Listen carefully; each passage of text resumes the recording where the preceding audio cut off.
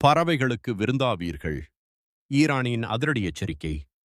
தரைமட்டமாக்குவோம் என ட்ரம்ப் பதிலடி. உச்சகட்ட போர் பதற்றம். மத்திய கிழக்கில் கடந்த 23 நாட்களாக நீடித்து வரும் போர் தற்போது உலகத்தையே அச்சுறுத்தும் ஒரு மிக மோசமான கட்டத்தை எட்டியுள்ளது. அமெரிக்க அதிபர் டொனால்ட் ட்ரம்ப் மற்றும் ஈரானிய இராணுவ தலைமைக்கு இடையே ஏற்பட்டுள்ள நேரடி வார்த்தை போர் அணுசக்தி மோதல் ஏற்படுமோ என்ற அச்சத்தை உலக நாடுகளிடையே விதைத்துள்ளது. ஓர்முஸ் ஜலசந்தியில் சுமார் 6 லட்சம் வீரர்களை நிலைநிறுத்தி அதிரடி காட்டி வரும் ஈரானிய புதிய வழிகாட்டி மற்றும் இராணுவ தளபதிகள் அமெரிக்காவிற்கு பகிரங்க எச்சரிக்கை விடுத்துள்ளனர். ஈரானிய மண்ணில் கால் வைக்கும் அமெரிக்க வீரர்களின் உடல்கள் இங்கிருக்கும் பறவைகளுக்கு விருந்தாக்கப்படும் என்று அவர்கள் ஆக்ரோஷமாக தெரிவித்துள்ளனர். அமெரிக்கர்களிடம் நவீன ஆயுதங்கள் இருக்கலாம், ஆனால் தரைப்படை போர் நுட்பங்கள் அவர்களிடம் இல்லை என்றும் பெர்சிய மண்ணில் அவர்கள் புதைக்கப்படுவார்கள் என்றும் ஈரான் எச்சரித்துள்ளது. அதிபர் டொனால்ட் ட்ரம்ப் எங்களிடம் இருக்கும் கடும் ஆயுதங்களை ஹெவி வெபன்ஸ் ஏவ வேண்டிய கட்டாயத்தை ஈரான் ஏற்படுத்தி வருகிறது என்று கூறியுள்ளார். இந்த இரண்டு வல்லரசுகளின் நேரடி மோதலால் உலகச் சந்தையில் கச்சா எண்ணெய் விலை வரலாறு காணாத அளவில் உயர்ந்துள்ளது.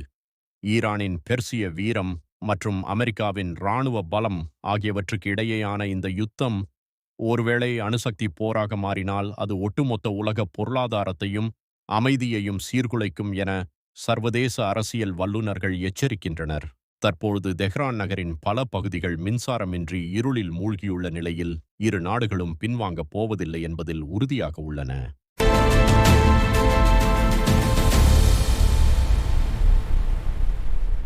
அமெரிக்கா முட்டுச்சந்தில் நிற்கிறது. ஜனாதிபதி ட்ரம்பே காரணம். முன்னாள் பென்டகன் தலைவர் சாடல்.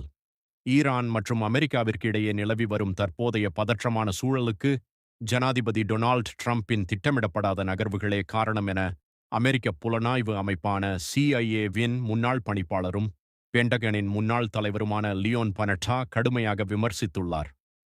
ஓசாமா பின்லேடன் இராணுவ நடவடிக்கையில் முக்கிய பங்காற்றியவரான லியோன் பனட்டா தி கார்டியன் ஊடகத்திற்கு வழங்கிய நேர்காணலில் இதனை தெரிவித்துள்ளார்.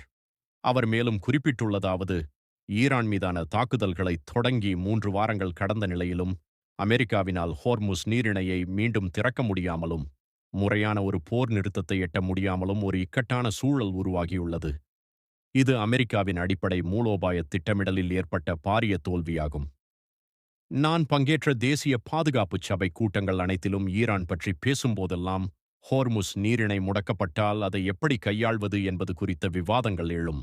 ஆனால் தற்போதைய ட்ரம்ப் நிர்வாகம் அத்தகையதொரு சூழலுக்கு தயாராக இருக்கவில்லை என்பது தெளிவாக தெரிகிறது. உலகின் ஆற்றல் வாய்ந்த இராணுவத்தை கொண்டிருந்தாலும் அதன் தளபதியான ஜனாதிபதி ட்ரம்பிடம் முறையான திட்டமிடல் இல்லாத காரணத்தினால் அமெரிக்கா இன்று ஒரு முட்டுச்சந்திற்கு தள்ளப்பட்டுள்ளது என பனட்டா சாடியுள்ளார்.